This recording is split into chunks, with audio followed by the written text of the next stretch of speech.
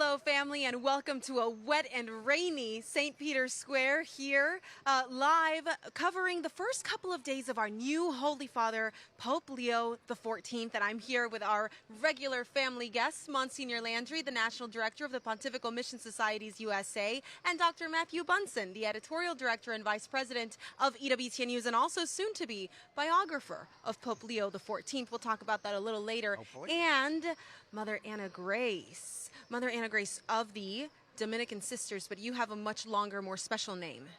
We are the Dominican Sisters of St. Cecilia from Nashville, Tennessee. And you also have another very important title, leading communities of women religious with the CMSWR, the Council of Major Superiors of Women Religious, right? That's correct. I'm currently the president of that council.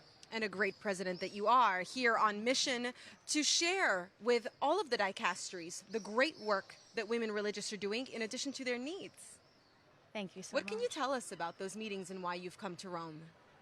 Well, each year we have an opportunity to come and meet with the different dicasteries, and this year we had a little surprise because some of those meetings happened, but some of them did not happen because there happened to be a conclave. That's right, but you were in the square and you got to see the white smoke.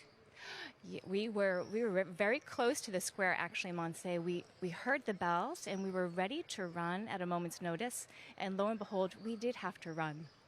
So we heard the bells from a bit of a distance and heard white. So with throngs of other people, we started to run towards St. Peter's. Absolutely thrilling, hearing all different languages and different cultures all coming together to be one here in the square, waiting for our new Holy Father. And when you heard the name, did you know who they were talking about? Initially, not exactly, but then in hearing that it was an American, of course, we're a little bit stunned and amazed, but. Such a joy filling us, and even all of the people around us just absolutely thrilled to hear his voice and to see his very peaceful, powerful presence. A beautiful, peaceful, powerful presence and a very prayerful presence. I think for you all who have such beautiful voices, what was it like then this Sunday to hear him sing the Regina Coeli? Oh, absolutely gorgeous. And of course, as religious, we sing and chant very much, and the Holy Father, as a religious himself, would bring that aspect of depth to his prayer. And I think St. Augustine himself says, he who sings prays twice. A lot of people he who sings well prays twice. Quis bis bene cantat bis orat. I'm not sure everyone adds that in, Monsignor Landry, but we'll let you keep that. He does sing well. He does sing well. Well, we weren't the only ones that were incredibly excited. There actually was a group of seminarians in Peru, former seminarians of the former Cardinal Prevost, who also had a reaction. Let's take a look at that. Yeah!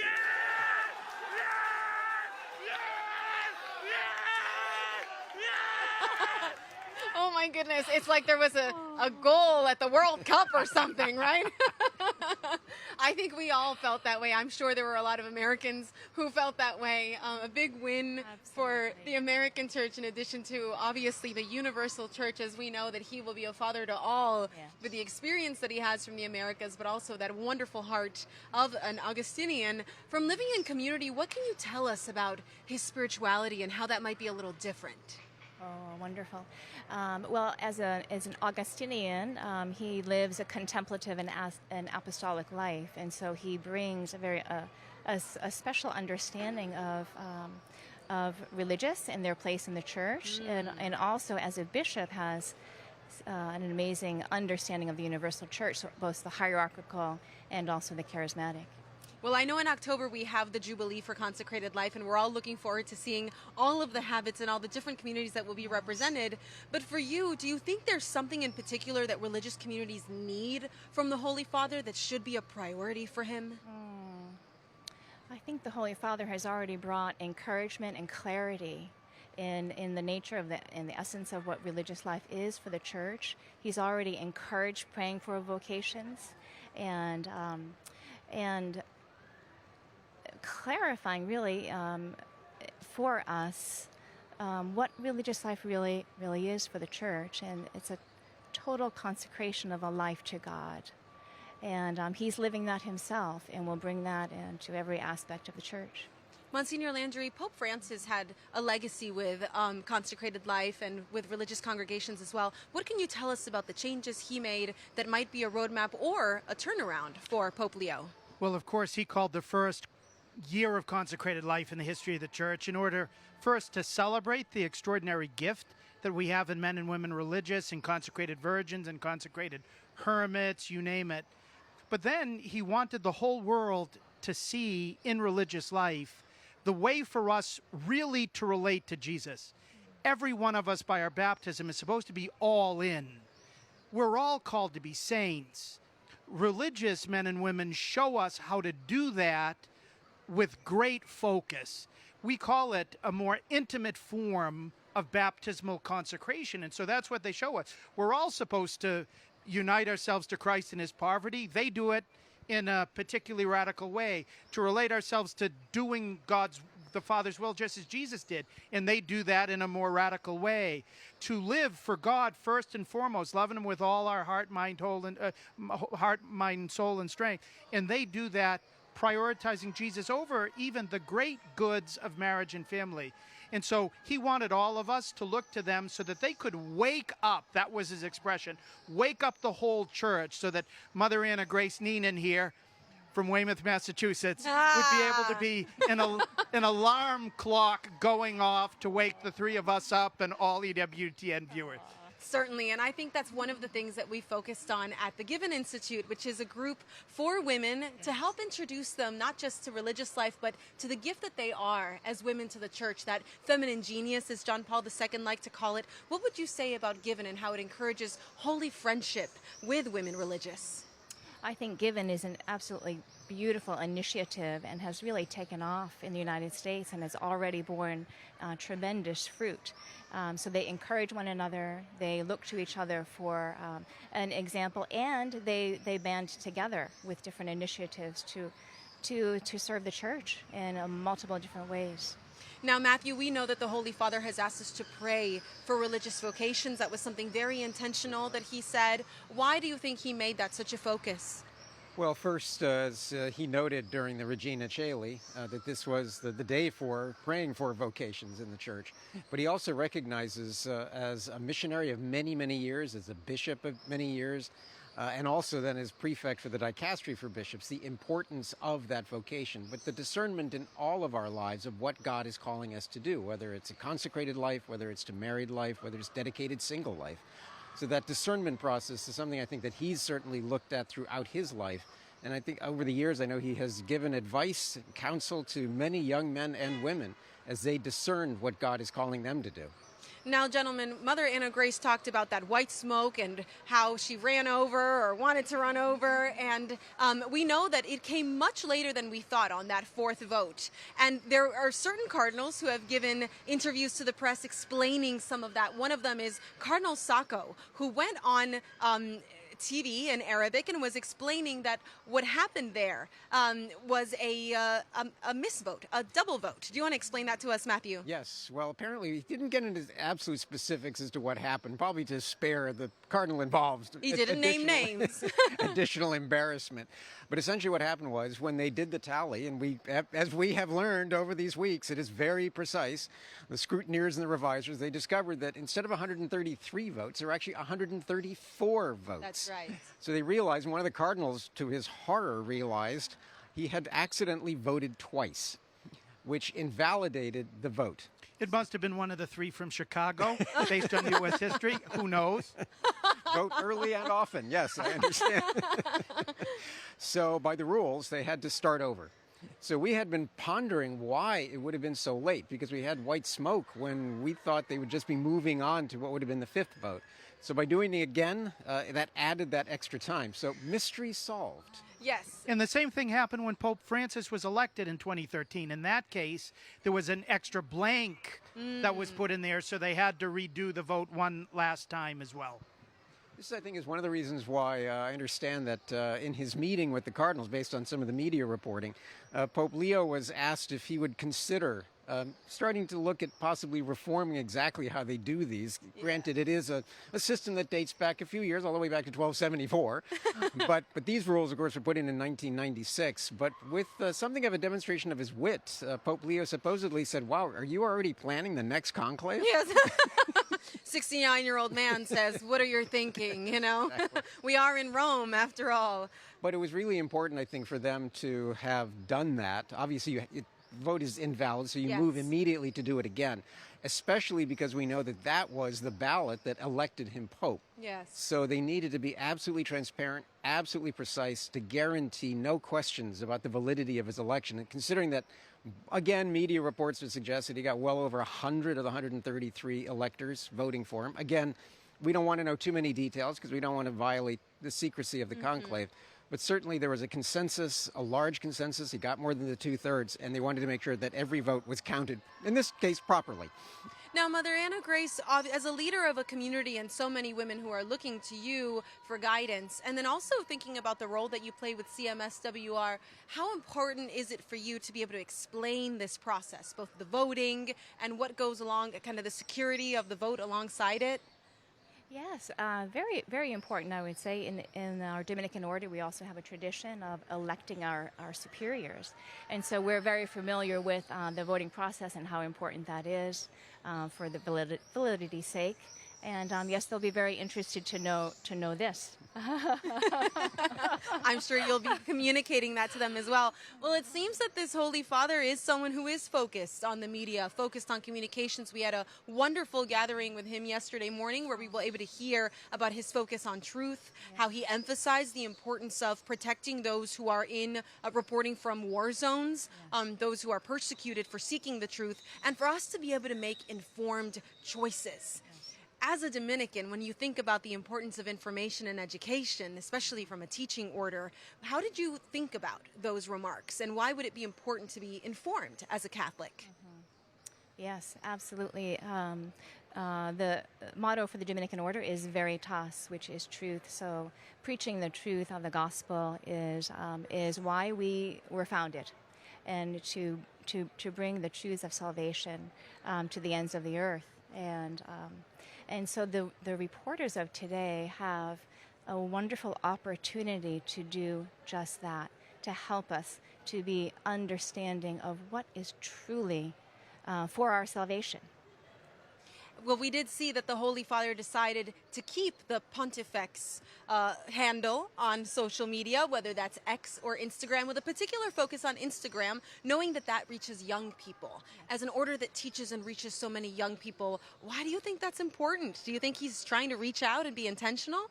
Absolutely. I think he has a heart for the young, and will know how to reach them. I think he will understand that engaging the media is going to be crucial in helping our young people find their way to Jesus.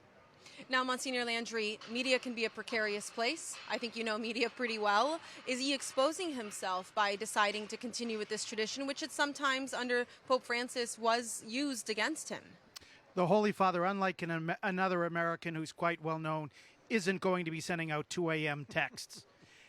The official accounts here are planned basically well in advance, so he's not going to be opining off the cuff. That hasn't been what Pope Francis has done or Pope Benedict has done.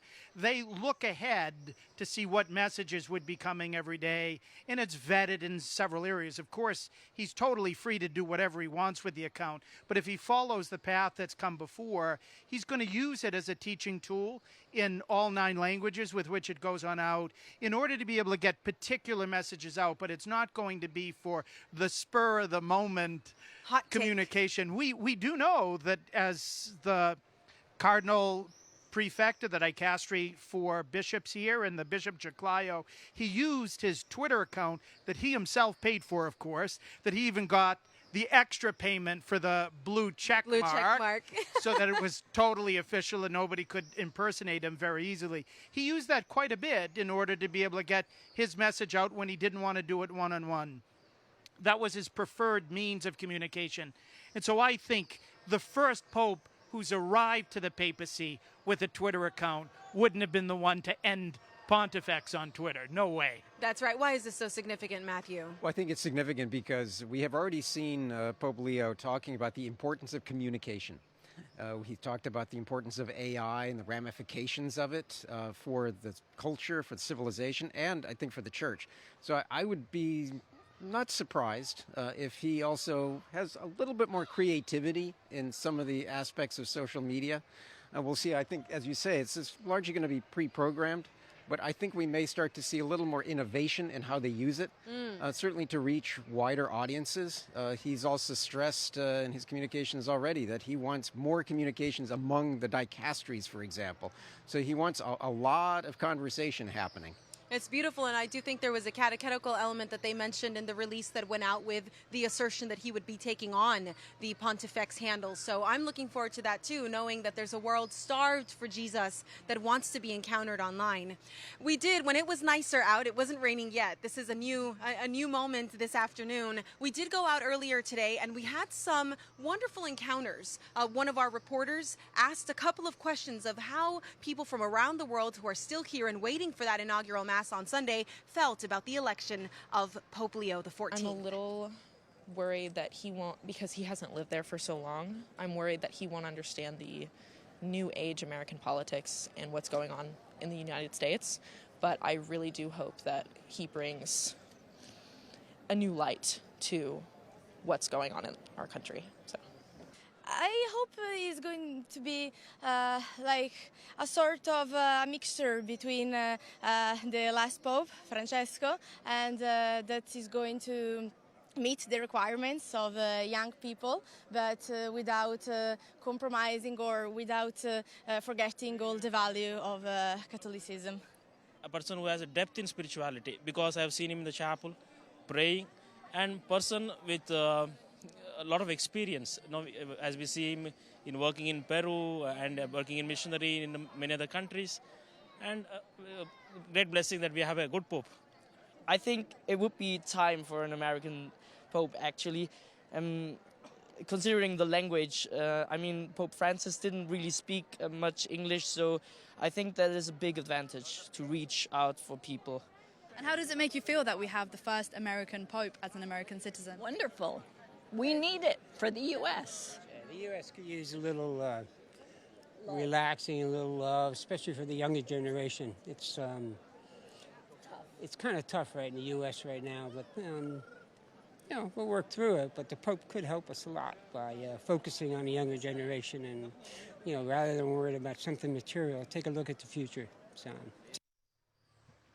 The Pope could help us a lot in the United States for young people, and from the mouths of babes, young people asking for clarity and for more orthodox understanding of the church. Is this a surprise to you, knowing that you work with so many young people?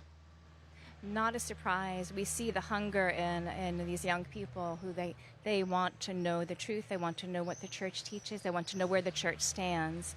And isn't it just so refreshing to hear? Absolutely refreshing. Were you surprised, Matthew, at the differences, both in terms of background, that you're hearing so many similar messages? Yeah, I think, well, two things. First, there is the magnificent universality of the Pope, of what it means to be Pope, that when he came out on the loggia, he was our Pope for every Catholic in the world and everyone with a conscience in the world. But then there's a specific aspect of him being the first American. I think there was always an assumption that could never happen, but now that it has, I think people are realizing there might be many benefits to having an American Pope, or at least a U.S.-born Pope. We're already seeing it, as the lovely couple said. There's a lot that he can bring to the United States simply by being here in Rome, by being Pope, but carrying that message then of hope to young people in the U.S., but also what is often seemingly a very fractured and divided culture in the U.S. It seemed that all of these messages were messages of hope. They were kind of a plea, a hopeful plea to the Holy Father. Monsignor Landry, how did you react to that? The Pope is meant to be a figure of hope, absolutely wants to be a figure of hope. What's the hope that he bears? The hope that everything Jesus has said and done is true. And if he turns us to his boss, the Lord Jesus, that's where we're really going to have hope, through the valley of tears as we pray at the end of every rosary, but in fulfillment of what Jesus came to accomplish for all of us. And Jesus promised before he ascended into heaven that he's gone to prepare a place for us and that he's coming back in order to take us to where he wants to go. So the same Lord Jesus who just gave us sun and made the rain stop has so much more in store. I know we all did have our little Mary Poppins moment where we put our umbrellas away because the sun is coming through in a lovely, lovely, wonderful way that we know that our Lord provides, always provides. Well, in the United States, though, we do have some worrying statistics about young people leaving the faith, being skeptical of institutions, particularly the institutional church. For you as a woman religious and also, again, in that position where you have so much access to them, do you see that same skepticism, and what would be the cure to that you would dictate? Well, today I think the whole world is watching what's happening right now and is very in tune with what the Holy Father is saying. And I think that he will be a leader, not only for Catholics around the world, but for the whole world. And a real light and a real preacher. Yes, we've seen he has the ability to preach, which is beautiful. Matthew, we've heard a lot from the Holy Father's brothers. One of them made fun of him, saying there he goes talking in Spanish. He's showing off on live TV. I think that was on NBC, which is remarkable that you would have your brother criticizing you. Some people said that he left Chicago to get away from his brothers, which seems funny, and it gives you an idea of how beautiful his family was, that they could joke in such a way. But he doesn't have any sisters. How might he relate to women, knowing his background? Well, I suspect, having seen bits of his personality, he has a great sense of humor. Clearly, his mother played a very significant role in his life, as did Pope Francis's. And as we get to know him more, I think we're going to hear more from him about the importance of women in the life of the Church. And I think that spiritual motherhood on his coat of arms is the fleur-de-lis. So Mother Mary is extremely important to him. Certainly as a member of the Augustinian order, she's important to all of them. He drove first thing out to the great shrine of Mother of Good Counsel. So there's Mother, our mother, there's his mother, and I think we're going to see and hear a lot more from him about women in the Church, but in a way that is very faithful and very consistent with the Church's teachings. What do we know, Monsignor Landry, about Mildred Prevost? So she was 7 years older than Louis, his dad, and so she came, in a sense, with great experience. She, in 1947, received a college degree, which was very rare for Catholics, especially from recent immigrant ethnic groups, to be able to get that advanced degree. She eventually raised her sons and then went back as a librarian, but she exercised her spiritual maternity in addition to her biological maternity throughout his life. And so she was instrumental, not just in arranging other people to come over to eat her fabulous cooking. She had an extraordinary reputation, but also to be able to have confidence to go on out, knowing that he would be able to come home always and receive his mother's love. That's what's so important about moms in the lives of their sons, especially those who are going to be priests, that they're able to mediate that intimate love of God so that their sons are able to develop a profound prayer life. When you hear Pope Leo talk about what's most important, he's always talking about that prayerful encounter with the Lord. On the question you gave to Matthew, I'd just say one thing. During his time in Chiclayo, as a priest, as a missionary, as well as a bishop, the people about whom he talks the most are the Augustinian sisters, without whom he couldn't have been a successful bishop. They were everywhere with him. They were really enforcing his pastoral initiatives, bringing him out to the people. And so that type of collaboration, which has distinguished his time as a bishop, I think is going to distinguish his time as the Bishop of Rome. And I think we will see that tradition of having sisters around him in the Apostolic Palace as well, in that apartment, which we hope will include women religious, similar to the way that Pope Benedict decided to form the people who were around him.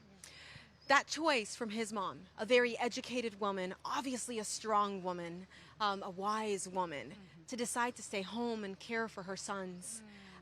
What's your message to young women who struggle or who look at the future, are not married, or kind of disappointed in what they see in masculinity or in men in general? You know, some dating advice. What are you talking about? All right. Theoretically. I would say motherhood is the most important vocation that there could be. And for many of the reasons that Father expressed, that nurturing environment is where the seeds of every vocation come, where they realize that they are loved by their parents, ultimately by God, which will give them the strength and the response to grace that they will need to follow wherever the Lord is calling them. Well, I know that holy friendship that exists with the Holy Father and these women religious, as we will see throughout his pontificate, was also something that was shared by is shared, I would say, by Cardinal O'Malley and the late Mother Angelica. And we have a story that he told of one time when he was on a live show, and she surprised him with an answer from a caller. Let's talk about vocations. And so I gave this little spiel about vocations, and this young lady called in, and I think she was like 16 years old, and she said, I want to become a nun, but my family is opposed. What should I do? And I said, well, you have to be patient. You're very young. Talk to your pastor. And Mother Angelica said, my mother didn't want me to be a nun either. I ran away from home. I ran away from home. That was the advice from Mother Angelica to a young woman who thought she had a vocation. Lots of women religious have done it. I could give a whole list, but one who's very dear to everybody at this time of year. That's what St. Faustina Kowalska did. Yes. She had to run away from home as well. Well, I think it's a beautiful way to remember that no matter how the Lord calls you, that you can always rely on him in prayer and sometimes in radical action. To be welcomed into his arms and to serve his church. We're so grateful for your vocation, obviously for your vocation too, Monsignor. And Matthew, we're awaiting your book. Tell us, how can we order that fabulous biography that's going to be coming out on Pope Leo the 14th? If you go to EWTN for the religious catalog, you can do a pre-order right now. We're working on it, and I'm very optimistic we will have a book. Habemus Papam, in this case, Habemus Librum. And Habemus Sun, which is really nice here not to be covered in the rain so that we could continue to bring these live broadcasts to you from St. Peter's Square to help you get to know the Holy Father, what his heart really has inside of it and what he will be as a gift to our church, a gift we all prayed for as a community. And I want to remind you all that as Mother Angelica said, to keep us between your electric bill and your gas and electric bill, I hope that you will also keep us in your prayers and in your heart and support our mission here to continue to bring you, especially more important now than ever as we have the first ever American Pope, to bring you that wonderful communication of the church in the world and a closeness to Christ for those who need it most. Thank you for being with us, and God bless you.